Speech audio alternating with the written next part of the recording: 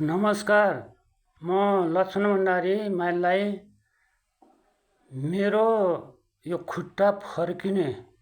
खुट्टाको पिडौला फर्किने समस्या थियो। लगभग 5 वर्ष मैले निकै दुःख पाएँ।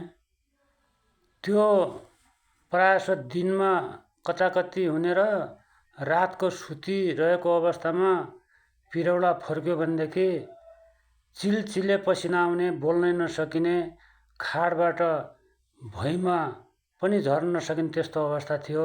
साह्रै पीडादायक मेरो जिन्दगी बितेको थियो र मेरो यो दुखाटले गर्दाखेरि यस्तै क्रम बढ्दै गयो भने सायद मेरो आयु कमै हुन्छ कि जस्तो महसुस मलाई हुन्थ्यो।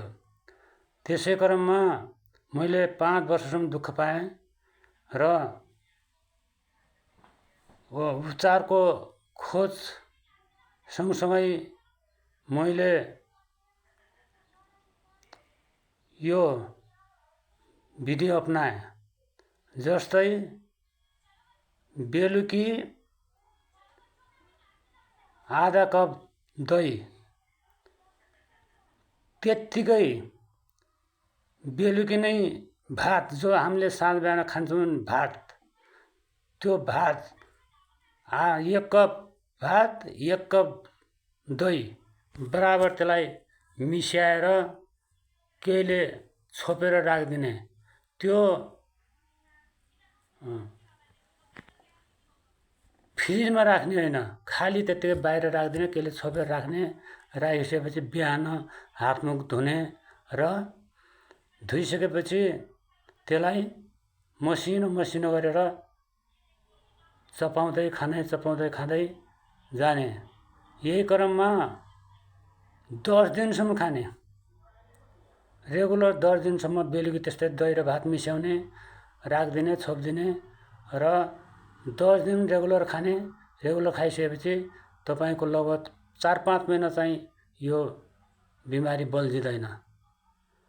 र कसैको अब छिटो हुनेहरूको त अब तुरुन्तै पनि बल्झिन सक्छ। त्यसैले 2-3 महिनाको ग्यापमा यो खाने गरेको खण्डमा सदाका लागि निर्भर पनि हुनसक्छ। त्यसैले म यो बिमारीबाट धेरै पीडित थिएँ। त्यसले गर्दाखेरि सायद तपाईँहरू पनि कोही हुनुहुन्छ भने यही विधि अपनाएर तपाईँले त्यो दही र भात सेवन गर्नु भएको खण्डमा तपाईँको पनि यो पीडाबाट छुटकारा पाउनुहुनेछ भन्ने आशा राख्दै हवस् त अहिलेलाई बिदा चाहन्छु। धन्यवाद।